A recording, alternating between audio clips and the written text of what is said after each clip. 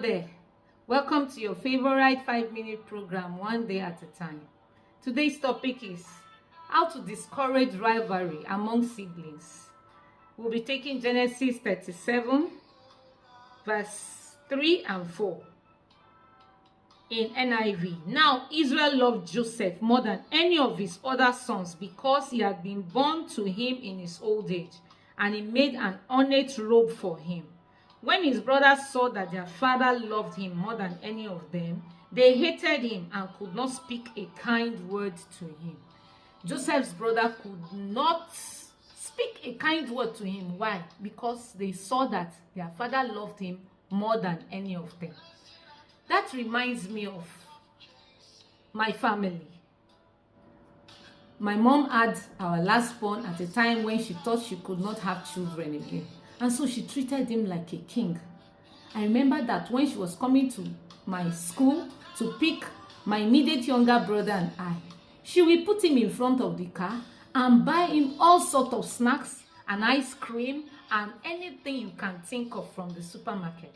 And my younger brother and I would sit behind, and she would not even buy us anything, or she would buy us something a little, just little thing, something little, not as much as what she had bought for him. And this could lead to rivalry, but to the glory of God. Maybe because I was just the female among them, I saw him as my baby, so I didn't see anything wrong with it.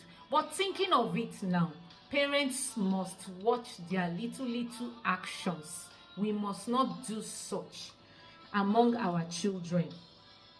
Bible says in Psalm 133 verse 1, how good and pleasant it is when brothers live together in unity. So we must promote unity among our children.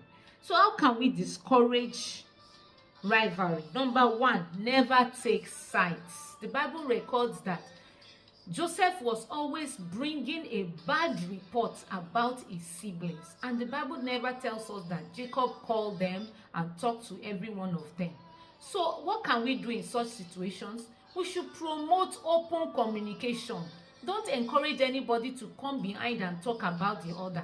Call everybody, talk about it, open communication, talk about it, and correct everybody the way it ought to be done. Number two, don't display favoritism openly.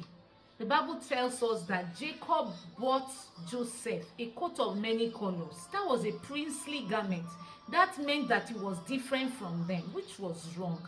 I'm sure Joseph had his own strengths, and his brothers also had their own strengths. So recognize each child's strengths and try and encourage them to continue in such ways. Celebrate it openly. That strength that child has, celebrate it. Celebrate each and every one of them, and make sure that you are celebrating everybody, not just one person. Number three, model positive behavior. You also, as a parent, you have your own siblings.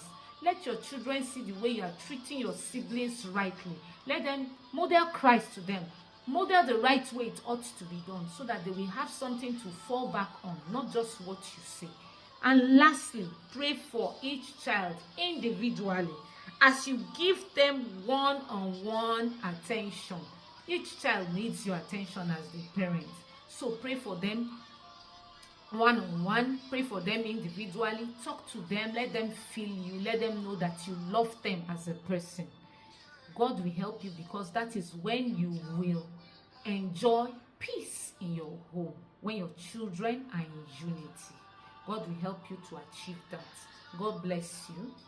Till I come your way next week. It's bye for now.